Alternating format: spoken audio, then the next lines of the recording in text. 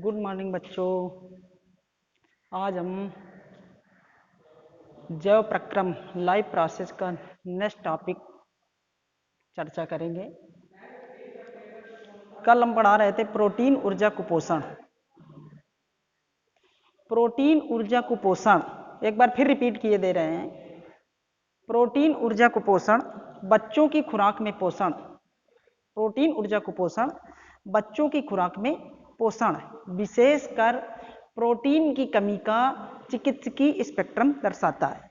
विशेषकर प्रोटीन की कमी का चिकित्सकीय स्पेक्ट्रम दर्शाता है।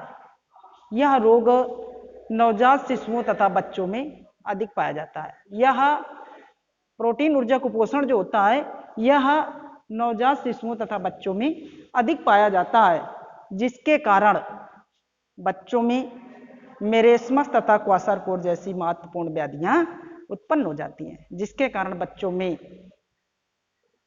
कारण नवजात शिशुओं तथा बच्चों में मेरेस्मस तथा क्वाशरकोर जैसी महत्वपूर्ण व्याधियां उत्पन्न हो जाती हैं। ठीक है बच्चों, इतना कल हो गया था। अब इसके आगे तो मेरेस्मस तथा क्वाशरकोर जैसी महत्वपूर्ण व्याधियां उत्पन्न हो जाती हैं। तो सबसे पहले इसी में पहला पीईएम का फुल फॉर्म हमने कल बता ही दिया था।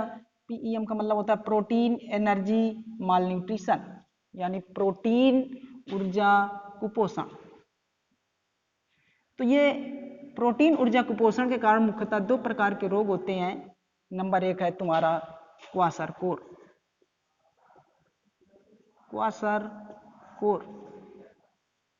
और नंबर दूसरा है मेरेस्मस। ठीक है बच्चों, नंबर दूसरा क्या है? मेरेस्मस। तो पहला है क्वाशरकोर। ये दोनों रोग बहुत बोर्ड परीक्षा में बहुत पूछे जाते हैं। इसमें से अल्टरनेट एक क्वेश्चन आता भी है, इसलिए ध्यान से समझेंगे क्वाशरकोर ये रोग क्या होता है। हाँ, तो क्वाशरकोर रोग मुख्यतः प्रोटीन की कमी से होता है।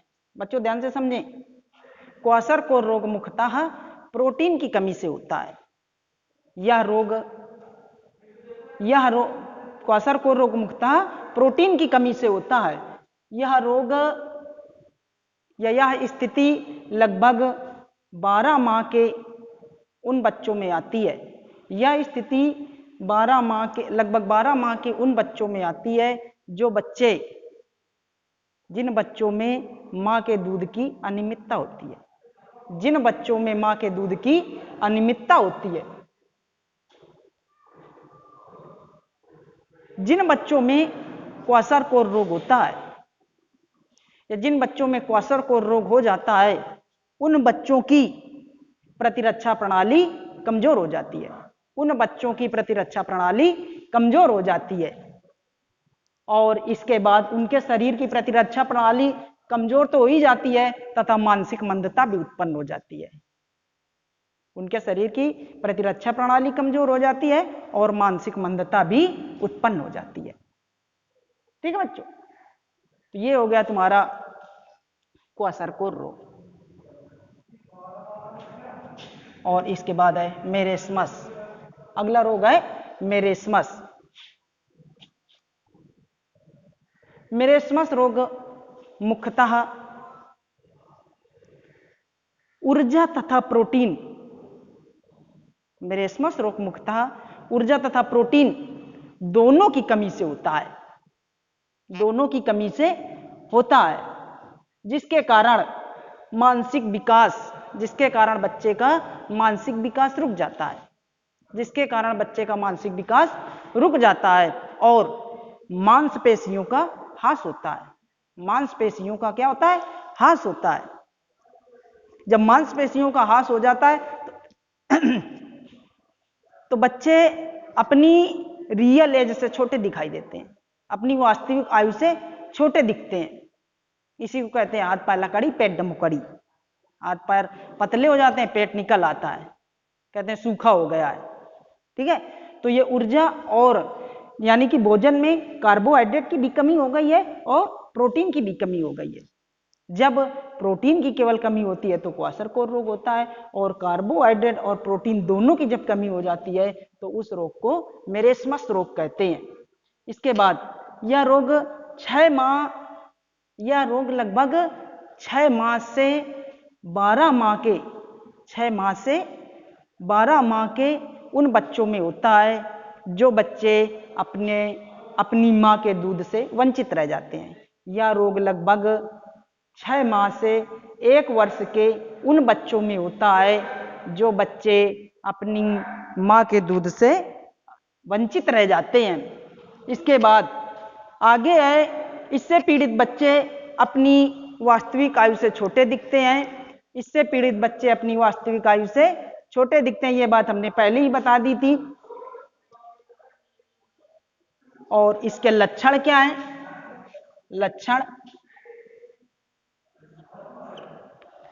लक्षण नंबर 1, मेरेस्मस रोग से पीड़ित बच्चे की भूख, मेरेस्मस रोग से पीड़ित बच्चे में भूख कम लगती है और धीमी श्वसन प्रणाली हो जाती है। नंबर दूसरा, धीमी श्वसन प्रणाली हो जाती है। नंबर तीसरा, डायरिया के लक्षण उत्पन्न हो जाते हैं। और नंबर अगला है, कमजोर प्रतिरक्षा प्रणाली हो जाती है। नंबर अगला है और मंद नाड़ी तंत्र हो जाता है। कमजोर प्रतिरक्षा प्रणाली हो जाती है और मंद नाड़ी तंत्र हो जाता है। इस प्रकार मेरेस्मस रोग के ये लक्षण हैं। अगर ये लक्षण बच्चों में दिखाई दें तो समझ लीजिए मेरेस्मस रोग बच्चे को हो गया है। इसलिए बच्चों को पर्याप्त मात्रा में प्रोटीन और कार्बोहाइड्रेट को भोजन में शामिल करना चाहिए। बच्चों को इसीलिए संतुलित आहार के रूप में दूध डॉक्टर प्रेफर करता है और दाल का पानी प्रोटीन से भरपूर होता है, इसलिए छोटे बच्चों को ये दिया जाता है सप्लीमेंट के रूप में। और छोटे बच्चों को रोटी वगैरह ज़्यादा नहीं देना चाहिए, क्योंकि इससे लीवर की समस्या हो जाती है, लीवर बढ़ जाता है। लीवर बढ़ने से पेट बाहर निकल आता है, हाथ पैर सूख जाते हैं, इसी को सूखा रोग कहते हैं। तो मेरेस्मस और क्वाशरकोर शायद आप लोगों को बच्चों समझ में आ गया होगा। अब नेक्स्ट टॉपिक कल चालू करेंगे, विटामिन्स।